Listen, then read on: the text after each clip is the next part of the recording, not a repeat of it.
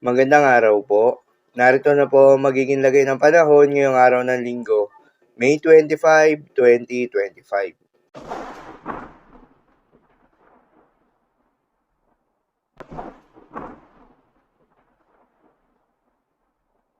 Sa kasalukuyan at ayon sa pag-asa, patuloy na umiiral itong Intertropical Convergence Zone o ITZZ o yung salubungan ng hangin mula Northern at Southern Hemisphere at patuloy pa rin nakakaapekto sa buong bahagi ng Mindanao, Visayas at Palawan.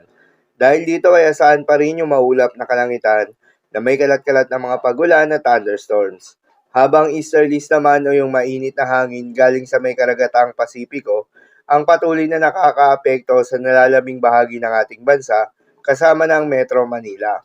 Dahil dito ay asahan pa rin ng generally fair weather condition, mainit at malinsangan na panahon sa umaga hanggang sa tanghali. Ngunit pagsapit ng hapon o gabi ay asahan yung mataas na tsansa ng mga pagulan. Magandang balita naman dahil ayon sa pag-asa ay wala tayong binabantayan na low pressure area o bagyo sa loob o malapit sa Philippine Area of Responsibility na maring makaapekto sa ating bansa.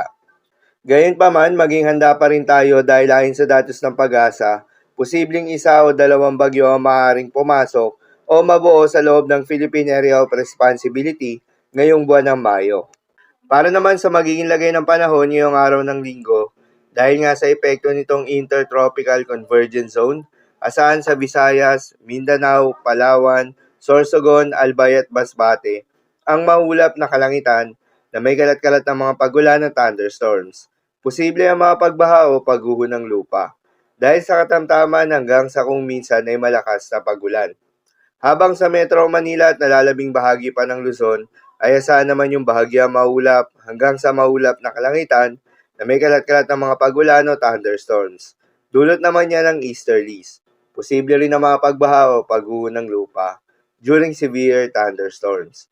Madalas nabobo ang mga thunderstorms na ito tuwing hapon o gabi na nagtatagal ng 1 hanggang 2 oras. Kaya naman ingat sa mga posibleng banta ng pagbaha at pagguho ng lupa, lalong-lalo na sa mga lugar na inuulan na noong mga nakaraang araw pa. Para naman sa magiging lagay ng mga dagat baybayin, ayon sa pag-asa ay wala pa rin tayong nakataas na gale warning sa anumang seaboards ng ating bansa.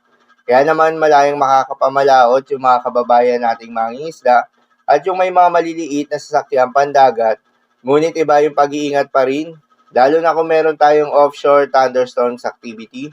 Asahan yung paglakas ng hangin at kakibat nito ay pagtaas rin ng mga pag-alon. So, lamang po para sa lagay ng panahon ngayong araw ng Linggo. Keep safe, everyone.